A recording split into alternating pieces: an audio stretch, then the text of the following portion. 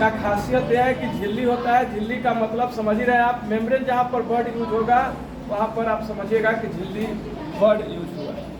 समझ में आया? न्यूक्लियस का पहला पार्ट कौन है? Nucleus membrane. Nucleus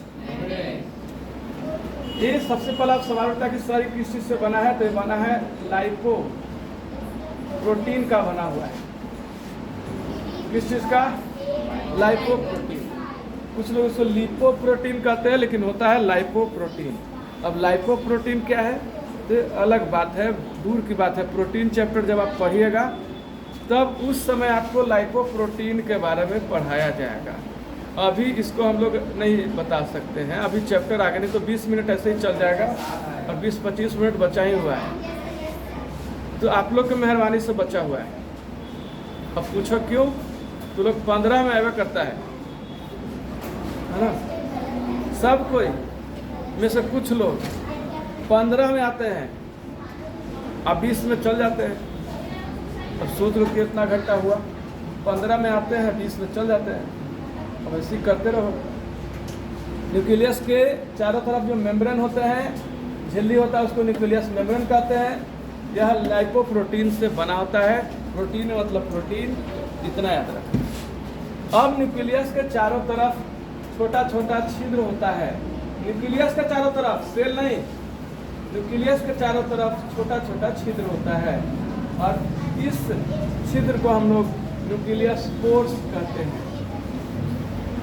nucleus pores, ये तो बहुत आसान नाम है, न्यूक्लियस पोर्स, न्यूक्लियस वाला क्षेत्र, न्यूक्लियस वाला क्षेत्र याद रहेगा सबको। न्यूक्लियस के चारों तरफ छोटे छोटे पोर्स होते हैं, जिनको हम लोग क्या कहते हैं? न्यूक्लियस पोर्स कहते हैं। यह पोर्स करता क्या है? तो सेल के अंदर यानी न्यूक्लियस के बाहर जितने भी न्यूट्रिएंट्स रहते हैं या फिर वाटर रहता है, उसको ये अपने अंदर ले लेता है। इसका बस यही काम है। ये पोर्स क्या करता है? न्यूक्लियस के बाहर जितने भी वाटर होंगे या फिर जितने भी न्यूट्रिएंट्स होंगे, न्यूट्रिएंट्स का मतलब सबको समझ में आता है, वो सब अंदर आता है इसी पोर्स के माध्यम से। चलिए अगला है दूसरा, न्यूक्लियोप्लाज्म। क्या नाम है दूसरा पार्ट का? न्यूक्लियोप्लाज्म। बाबू, प्लाज्म, प्लाज्म का मतलब होता है क्या पता है आपको? प्लाज्म मतलब होता है लिक्विड। याद रखिएगा, जहाँ भी प्लाज्म वर्ड यूज होगा वहाँ पर लिक्विड समझना है। जैसे साइटोप्लाज्म, साइटोप्लाज्म मतलब इसमें लिक्विड वाला पार्ट को ही कहते हैं ना साइटोप्लाज्म। सेल के अंदर जो लिक्विड वाला पार्ट होता है उसको साइटोप्लाज्म कहते हैं। उसी तरह न्यूक्लियस के अंदर जो भी लिक्विड वाला पार्ट होगा उसको हम लोग न्यूक्लियोप्लाज्म कहेंगे। न्यूक्लियस के अंदर जो भी लिक्विड वाला पार्ट होगा उसको हम लोग क्या कहेंगे? न्यूक्लियोप्लाज्म कहेंगे। न्यूक्लियोप्लाज्म समझ में आ गया? न्यूक्लियोप्लाज्म का मतलब होता है न्यूक्लियस के अंदर पाए जाने वाला लिक्विड। समझ में आया? और अगर साइटोप्लाज्म बोलेंगे तो क्या समझिएगा? बोलो क्या कहेगा उसको? साइटोप्लाज्म कहेगा। सेल के अंदर वाले लिक्विड को साइटोप्लाज्म, न्यूक्लियस के अंदर वाले लिक्विड को न्यूक्लियोप्लाज्म, न्यूक्लियस के चारों तरफ जो मेम्ब्रेन है उसको न्यूक्लियस मेम्ब्रेन। सबको पता चल गया? न्यूक्लियस के ऊपर जो छिद्र है छोटा छोटा उसको न्यूक्लियस पोर्स। अब साइटोप्लाज्म है क्या? सॉरी, साइटोप्लाज्म बोल रहा है यार, बार बार साइटो। न्यूक्लियोप्लाज्म एक प्रकार का कलरलेस लिक्विड है। कलरलेस, कलरलेस लिक्विड मतलब कि इसका कोई कलर नहीं होता है। अब क्वेश्चन एक बार पूछा था, ICSE बोर्ड के एग्जाम हो रहा था, 9th में ही पूछा था कि आप बताइए कि न्यूक्लियस के उस कंपोनेंट का नाम बताइए, है ना, जो कलरलेस होता है। कितना अच्छा क्वेश्चन था। न्यूक्लियस के अंदर वह कंपोनेंट का नाम बताइए जो कलरलेस होता है। आंसर क्या होगा? न्यूक्लियोप्लाज्म। क्या होगा? न्यूक्लियोप्लाज्म मतलब न्यूक्लियस के अंदर का लिक्विड। अब न्यूक्लियोप्लाज्म के अंदर क्या क्या होता है, ये लिक्विड में क्या क्या भरल है? कलर न्यूक्लियोप्लाज्म को पूछेगा तो बताइएगा न्यूक्लियोप्लाज्म न्यूक्लियस के अंदर का एक कलरलेस लिक्विड है। क्लियर हो गया? न्यूक्लियोप्लाज्म न्यूक्लियस के अंदर का एक कलरलेस लिक्विड है, याद रहेगा। उसका न्यूक्लियोप्लाज्म में होता क्या क्या है, मान लो लिक्विड है तो इसमें होता क्या है। तो इसमें सबसे पहला होता है क्रोमेटीन। इसमें होता है सबसे पहला क्रोमेटीन। क्रोमेटीन क्या है अभी चर्चा हम लोग करेंगे। उसके बाद न्यूक्लियोप्लाज्म में बाबू होता है डीएनए। डीएनए और आरएनए होता है, ठीक है। न्यूक्लियोप्लाज्म यानी लिक्विड जो होता है उसमें क्या क्या होता है, एक होता है क्रोमेटीन, एक होता है डीएनए और आरएनए दोनों, और एक होता है राइबोसोम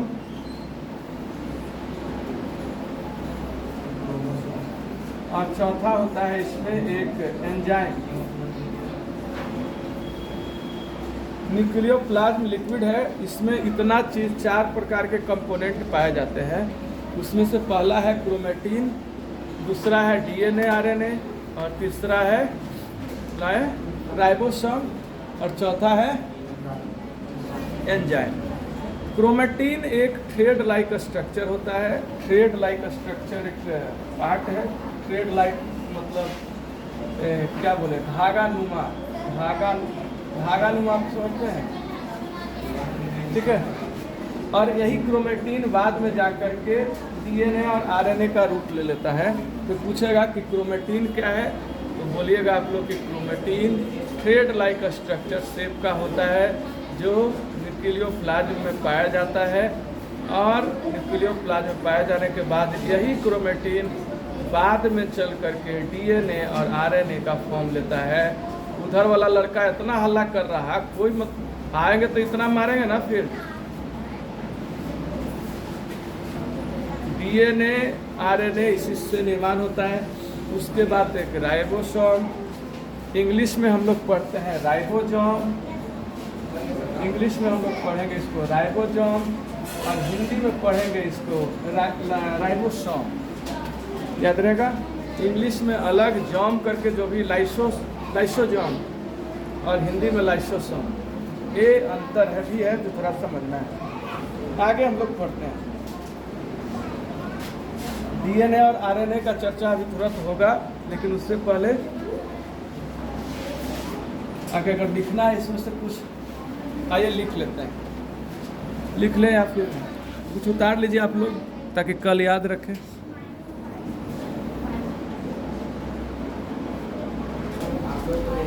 चलिए इधर देखिए, न्यूक्लियोलस। अगर हम सेल के अंदर अगर चलें और न्यूक्लियस को उठा करके मुट्ठी से और बाहर कर दे तो ये हो गया न्यूक्लियस, बीच में रहता है। इसके चारों तरफ वाला पार्ट को हम लोग क्या बोलेंगे, न्यूक्लियस मेम्ब्रेन हो गया। उसके बाद इसके बाहरी तत्व को इसके अंदर क्या हो गया, न्यूक्लियोप्लाज्म। और इसके भी बीच में एक होता है, उसको हम लोग बोलते हैं न्यूक्लियोलस।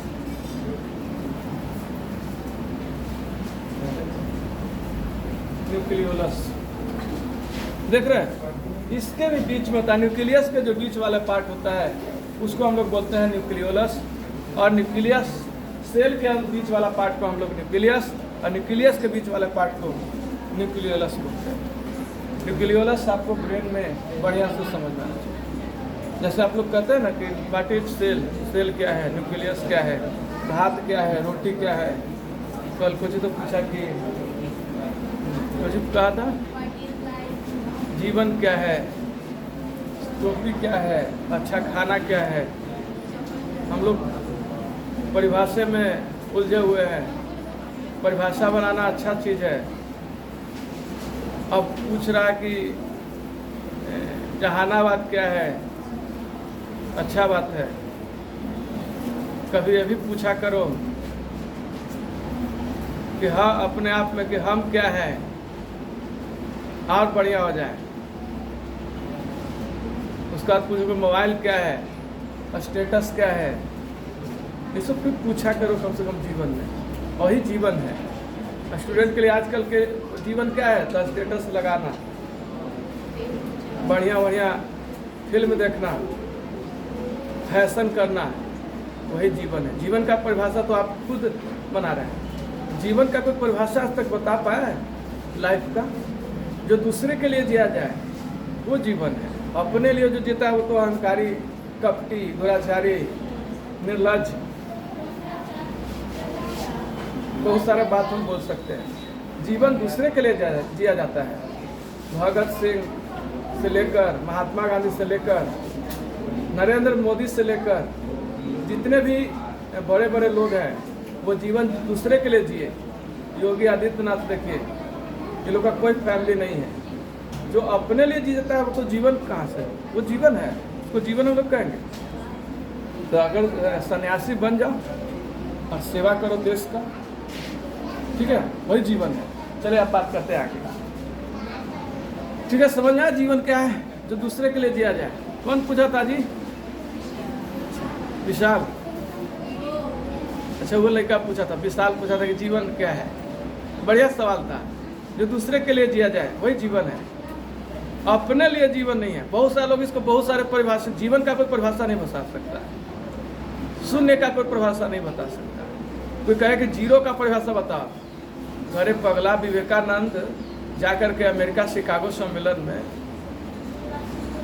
एक दिन तक जीरो के बारे में बोलते रह गए। भला हम लोग जीरो का कभी परिभाषा दे सकते हैं? वही जीरो जो आगे लग जाए तो एक नंबर को पूरी तरह से ख़त्म कर देता है और बाद में लग जाता है तो उसको कई गुना बढ़ा देता है। जीरो का परिभाषा कैसे दे सकते हैं? हम लोग तो जीरो को पूछते हैं। जीरो का खोज कहाँ से हुआ, कैसे हुआ? शून्य, भगवान, सब विवेकानंद जोड़ करके इतना अच्छा परिभाषित किए थे कि अंग्रेज लोग को समझ में आया कि वास्तव में क्या होता है, जीरो क्या है। अब जीरो का कोई परिभाषा बता दे कि होल नंबर, स्मॉलेस्ट, ये सब जीरो है। शून्य कहते हैं ना कि शून्य से शिखर तक। चलिए अब आगे बढ़ते हैं, हम इस पर टॉपिक पर नहीं आएंगे। जीवन जो दूसरे के लिए जिया जाए। हम भी सोचे कहाँ से भाई इसको कोई बेचारा के कह दिया होगा कि जीवन क्या है। अब सोच रहा है जीवन के बारे में कि जीवन है क्या। अपने लिए नहीं, अपने लिए जो जीता है वो जीवन नहीं है, जो दूसरे के लिए जिए। ठीक है, और शुरू से आप लोग ऐसा ही करते आ रहे हैं। देखिए जीवन कैसा चल रहा है आपका, अपने माँ बाप के लिए फिर जीना होगा, है ना, फिर पत्नी, भाई, भौजाई, ठीक है। जीवन तो ही तो है। जीवन तो नरक हो गया भाई जी, है ना। साला, सरहद, साढ़ो, सरवैन, जीवन का तो कुछ अंत नहीं हो पा रहा। चलिए इधर स्टूडेंट के लिए जीता है, कोई देश के लिए जीता है। हाँ, जिनको आर्मी का सपना है कि हम आर्मी बनेंगे, उसके लिए सरकार व्यवस्था कर दिया है आज से। ये महत्वपूर्ण सूचना सुन लीजिए। सुना है ना आप लोग कि अब आर्मी 4 ही साल का होगा। जाओ, मराओ, आओ। ठीक है, आर्मी में जो सपना देख रहे हैं बच्चा, एकदम 17 साल जैसे ही हो, 16 साल हो, दौड़ो जबरदस्त। और आपको 4 साल के लिए सरकार, अब से नियम चेंज हो गया, सरकार आपको 4 साल के लिए लेगी और हल्ला नहीं। और उस 4 साल में आपको जितना सैलरी है उसका 70% सरकार देगी और 30% सरकार रखेगी। और जब 4 साल के बाद आपका परफॉर्मेंस अच्छा रहा, जी बच करके आए, तो सरकार बाकी जितने भी गवर्नमेंट का जो जॉब है उसमें कुछ छूट देगी, आपको छूट मिलेगा। बाकी नौकरी इधर उधर, अगर रिटायर आप हो जाएगा 40 साल के बाद आप रिटायर हो जाएगा, यानी 17 में नौकरी पर हो और 17, 4, 21 और 22 में घर है, या बच गया। तब मात्र 6 महीना का ट्रेनिंग देकर सरकार बंदूक चलाने के लिए सिखा करके और उसके बाद भेज देगी। सब चीज़ होगा, दौड़ भी होगा, सब चीज़ होगा, लेकिन 4 साल के लिए होगा। 70% सरकार राशि आपको वेतन देगी और 30% रखेगी। और बाकी जब रिटायर कीजिएगा तो हर एक महीना 30% जो सरकार दे रही है, वो 30% आपको वो भी इंक्लूड करके 60% आपका राशि जमा होते होते रिटायरमेंट के समय जो जितना लाख आपको मिलना मिलेगा, करोड़ों में मिल सकता है। आप लाख जैसे ही बहाली करिएगा, आपके शरीर पर 26 लाख का सरकार इंश्योरेंस करेगी और आपको कुछ हो जाने पर सरकार आपके परिवार को 26 दूनी 52 लाख रुपया सौंप देगी। लेकिन कोई माँ को अच्छा नहीं है, बोला कि हमारा बेटा दे दे, तो कहाँ से देगा? सरकार पॉकेट से देगा? यह तो खत्म हो गया, शहीद हो गया भाई। ठीक है, खैर सरकार का अच्छा है जो युवा बैठे हुए हैं, है ना, इंतजार कर रहे हैं देश सेवा के लिए। जो कहता था कि देश सेवा करना है तो हमको भेज दो बॉर्डर पर, तो जाओ अब 4 साल के लिए। 6 महीना का ट्रेनिंग है, गोली बंदूक खाली सिखाने के लिए तो सिखा देगा, उसके बाद जाओ लड़ो। बहुत बहुत खतरनाक चीज़ है। लेकिन हाँ, अब हर एक घर में सेना होगा, देखिएगा, हर एक घर में बहाली हो जाएगा। लंबा चौड़ा लेकिन सब बहाली अब ले लेगा 4 साल के लिए। 21 साल में तो घरे आके यहाँ घास जाके खेत में कवारो, अब फौजी कटे से कटवा के झूठ मूठ, है ना, टोपी पहन के। चलिए अब आगे बढ़ते हैं जल्दी जल्दी। न्यूक्लियोलस, न्यूक्लियोलस सेल का, ठीक है, न्यूक्लियोलस सेल का वह ऐसा पार्ट है जो सबसे पहले सेल डिवीजन करना शुरू करता है। याद रखिएगा, न्यूक्लियोलस सेल का, देखो मज़ेदार टॉपिक है। सेल बहुत अच्छा टॉपिक है। हम लोग के टीचरों ने स्कूलियन वाला चाहे कोई उसको बोरिंग कर देता है, बहुत ज़्यादा डीपली ये सब करते लगता है, बहुत ज़्यादा डीपली है, बहुत डीपली है ना। तो इसको पढ़ते हैं हम लोग शॉर्टकट बनाकर कि न्यूक्लियोलस सेल का वह पार्ट है जो सेल डिवीजन का शुरुआत सबसे पहले करता है। तो पूछेगा कि ऐसा सेल का पार्ट बताइए जो सबसे पहले सेल का डिवीजन करना शुरू करता है, कौन बताइएगा? इसलिए याद रहेगा, याद रहेगा ना। अब इतना तक सीखने के बाद, न्यूक्लियोलस को सीखने के बाद बस इसमें इतना ही है कि न्यूक्लियोलस में क्या क्या होता है। अब एक बात और आपको सीखना चाहिए कि न्यूक्लियोलस कहाँ था? यहाँ था, है ना। और न्यूक्लियोप्लाज्म यहाँ है, ये लिक्विड है। अब न्यूक्लियस के अंदर, न्यूक्लियस के अंदर की बात मैं बता रहा हूँ, न्यूक्लियस के अंदर कुछ कंपोनेंट होते हैं जैसे कि डीएनए और आरएनए, 2 गो एसिड होता है, ठीक है। इसके अंदर डीएनए और न्यूक्लियोलस हो गया। इसको अब कुछ खत्म समझे। अब इधर देखिए,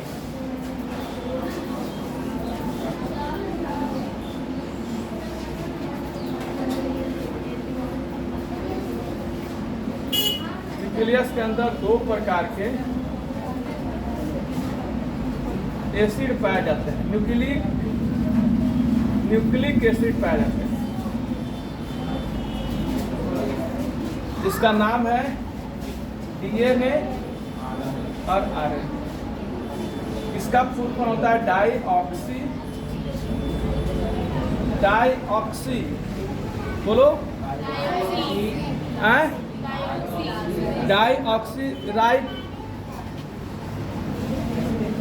दिखाया था ना, ribose nucleic acid, deoxy ribose nucleic acid, deoxy ribose nucleic acid. और इसमें राइबोस न्यूक्लिक एसिड, 2 प्रकार के एसिड पाए जाते हैं। पहला याद रखिएगा, डीएनए का फुल फॉर्म क्या हुआ? Deoxy ribose nucleic acid, acid होता है।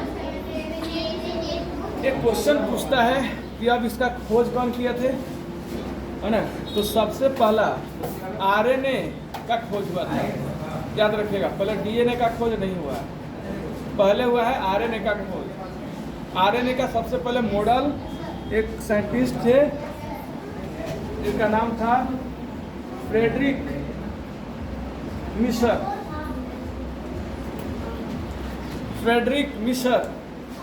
इनका नाम था। इन्होंने सबसे पहले आरएनए का मॉडल दिया था, फ्रेडरिक मिशर। और उसके बाद डीएनए का मॉडल सबसे पहले वाटसन एंड क्रिक नाम के साइंटिस्ट ने दिया था। वाटसन एंड क्रिक नामक साइंटिस्ट ने इसका सबसे पहले मॉडल दिया था, वाटसन एंड क्रिक। बहुत सारे साइंटिस्ट का ऐसा नाम है। साइकोलॉजी में तो जाइएगा तो अधिकतर ऐसा ही नाम मिलेगा, क्रो एंड क्रो, साइकोलॉजी में एक साइंटिस्ट का नाम है क्रो एंड क्रो। बताओ, क्रो एंड क्रो ऐसा महान साइंटिस्ट थे, एक ही का नाम है क्रो एंड क्रो, वो नाम रख लिए खिसिया के, क्रो एंड क्रो। उस तरह लगते वाटसन एंड क्रिक, अब पता नहीं क्या था इनका। चलो अब दोनों में अंतर हम लोग देख लेते हैं कि डीएनए कहाँ कहाँ पाया जाता है। फिर पूछेगा कि सेल के अंदर डीएनए कौन कौन सेल के पार्ट्स में पाया जाता है। तो सबसे पहले सेल के अंदर डीएनए आपको न्यूक्लियस में पाया जाएगा। क्लियर हो गया? न्यूक्लियस में पता चला ना, न्यूक्लियस में तो ऐसे ही पाया जाएगा क्योंकि डीएनए में न्यूक्लिक एसिड है और न्यूक्लियस में भी न्यूक्लिक एसिड होता है, तो इसलिए डीएनए में पाया जाता है। दूसरा डीएनए माइटोकॉन्ड्रिया में भी पाया जाता है। डीएनए याद रखिएगा, माइटोकॉन्ड्रिया में भी डीएनए पाया जाता है और न्यूक्लियस में भी डीएनए पाया जाता है। और प्लांट में, पौधों में एक पार्ट्स है जिसका नाम है क्लोरोप्लास्ट। क्लोरोप्लास्ट एक सेल होता है, वहाँ पर भी प्लांट में डीएनए पाया जाता है और वहाँ हरे रंग का डीएनए पाया जाता है, जिसके कारण पूरा, अगर पेड़ पौधा हरा है, उसका बीज से जो पौधा जन्म लेगा वो भी हरा ही होता है, क्योंकि डीएनए कहाँ पाया जाता है, उसका क्लोरोप्लास्ट में पाया जाता है। याद रहेगा कि अगर कोई आपसे क्वेश्चन पूछे कि बताओ कि सेल के अंदर डीएनए कौन कौन पार्ट में पाया जाता है, आप कहिएगा एक न्यूक्लियस में पाया जाता है और एक पाया जाता है बाबू माइटोकॉन्ड्रिया में, और पौधों में कहाँ पाया जाता है, क्लोरोप्लास्ट में पाया जाता है। उसके बाद आरएनए कहाँ पाया जाता है, तो आरएनए हम लोग के शरीर में एक तो पाया जाता है न्यूक्लियस में, आपको पता है, और दूसरा आरएनए हम लोग के शरीर में सेल में पाया जाता है साइटोप्लाज्म में। साइटोप्लाज्म सेल के अंदर लिक्विड वाले पार्ट को हम लोग साइटोप्लाज्म कहते हैं। ये लिक्विड वाला पार्ट है, उसको हम लोग साइटोप्लाज्म कहते हैं। और इस लिक्विड वाले पार्ट यानी साइटोप्लाज्म में भी आरएनए पाया जाता है। आरएनए एक पाया जाता है न्यूक्लियस में, एक पाया जाता है साइटोप्लाज्म में, याद रहेगा सबको। और इधर डीएनए कहाँ पाया जाता है, कहाँ पाया जाता है, न्यूक्लियस में और माइटोकॉन्ड्रिया में। पौधा में कहाँ पाया जाता है, क्लोरोप्लास्ट में। तो आज बस इतना ही, इसको आप लोग अपने से लिख लीजिएगा, ठीक है। नोट्स अपने से आप बनाइएगा, इसमें ज़्यादा कुछ बनाने वाला है नहीं। हिंदी में तो हिंदी में ही लिखिए, आप अपने से बनाइए ताकि आपका अपना लिखा हुआ समझ में आए। बाकी सब चीज़ हम बढ़िया से समझाए हैं। कोई क्वेश्चन पूछेगा सेल में ऐसा पार्ट बताओ जो सबसे पहले डिवीजन करना शुरू करता है, आप बताइएगा कौन, न्यूक्लियोलस, याद रहेगा। न्यूक्लियोलस सेल का ऐसा पार्ट है जो सबसे पहले सेल डिवीजन शुरू करता है। क्लियर हो गया सबका? तो आज बस इतना ही, मिलेंगे अगले वीडियो में, तब तक के लिए दीजिए इजाज़त। कल हम लोग एक नए टॉपिक को फिर से, क्योंकि बहुत लंबा था, क्योंकि मैनेजर ऑफ सेल भी इसको कहते हैं, इसको ब्रेन ऑफ सेल भी कहते हैं, इसको कंट्रोलर ऑफ सेल भी कहते हैं। इस सेल का सब पार्ट को कंट्रोल करने में मदद करता है। सेल का बहुत इंपॉर्टेंट पार्ट है न्यूक्लियस, क्योंकि डीएनए और आरएनए इसी में होता है, और डीएनए और आरएनए जिसमें होगा तभी तो उसके अंदर जो हेरिडिटिक कैरेक्टरिस्टिक्स है वो ट्रांसफ़र होता है। तो सेल का डिवीज़न होने में सबसे इम्पोर्टेंट रोल, क्योंकि अगर सेल का डिवीज़न हो रहा तो सबसे पहले न्यूक्लियस में हो रहा, और न्यूक्लियस में हो रहा तो आपको डीएनए आरएनए भी इधर उधर जा रहा, और डीएनए आरएनए जाएगा तभी आपका हेरिडिटिक कैरेक्टरिस्टिक्स यानी बाप वाला जो डीएनए है वो आपको ट्रांसफ़र हो जाएगा पुत्र में। तो बस इतना ही, आज बने रहिए, आगे हम लोग सीखेंगे नेक्स्ट वीडियो में। तब तक ले दीजिए इजाज़त। पूरा बढ़िया से इसको याद कीजिए, कल पूछेंगे। कल का क्लास का टाइमिंग थोड़ा सा अलग है, कल आप लोग अपने पेरेंट्स को बोल कर आइएगा। कल का जो क्लास है वो 4 से लेकर के 7 बजे शाम तक है, 4 बजे से लेकर